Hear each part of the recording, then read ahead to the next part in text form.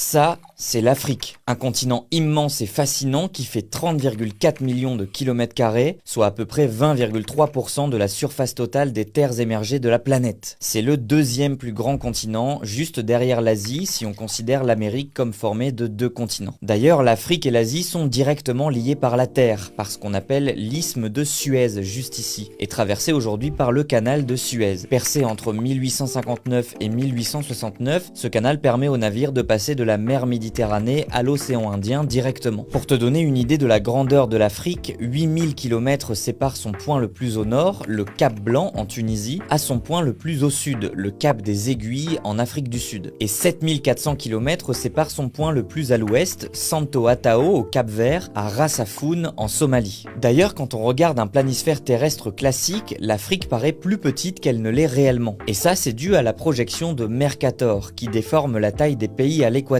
Pour faire simple, pour représenter la Terre, une sphère, sur un planisphère plat, on est obligé de déformer la forme des pays, c'est la projection de Peters, ou bien de déformer la superficie des territoires près des pôles, qui paraissent ainsi bien plus grands qu'ils ne sont réellement. C'est la projection de Mercator qui est un petit peu devenue une convention. L'Afrique est un continent divisé en 54 États souverains, et pour que ça soit plus simple à la compréhension, on peut diviser tout ça en 5 grandes zones géographiques. D'abord, l'Afrique du Nord. Tu y retrouves les pays du Maghreb, donc le Maroc, l'Algérie, la Tunisie, la Libye et la Mauritanie qui bordent la Méditerranée. Alors ici, tu remarqueras peut-être une frontière qui n'est pas aussi claire que les autres. En fait, au Maroc, un conflit existe afin de déterminer qui contrôle cette partie du territoire. Des tensions entre le Maroc et la République arabe sahraoui démocratique, proclamée par ce qu'on appelle le Front Polisario, sont bien réelles puisque les deux parties revendiquent le territoire. Je pourrais t'en faire une vidéo complète si tu le souhaites. Et pense bien à t'abonner pour ne pas rater les prochaines vidéos. À droite du Maghreb, tu peux aussi retrouver l'Égypte qui fait la jonction avec l'Asie, notamment par la région du Sinaï, une péninsule égyptienne géographiquement située en Asie. Et puis enfin, le Soudan. Ensuite, on a l'Afrique de l'Ouest, composée d'une quinzaine de pays, à savoir le Cap-Vert ici, le Sénégal, la Gambie, la Guinée-Bissau, la Guinée, le Mali, le Niger, le Nigeria, le Bénin, le Togo, le Ghana, le Burkina Faso, la Côte d'Ivoire, le Libéria juste là et la Sierra Leone. Après, on a l'Afrique centrale, composée de 9 pays, le Tchad, le Cameroun, la République centrafricaine, la Guinée équatoriale, Sao Tomé et Principe, le Gabon, la République du Congo, la République démocratique du Congo et puis l'Angola. Voilà, maintenant on a aussi l'Afrique de l'Est, composée de l'Érythrée, de Djibouti, de la Somalie, de l'Éthiopie, du Soudan du Sud, de l'Ouganda, le Kenya, le Rwanda, le Burundi, la Tanzanie, la Zambie, le Malawi, le Zimbabwe, le Mozambique, les Comores, Madagascar, Maurice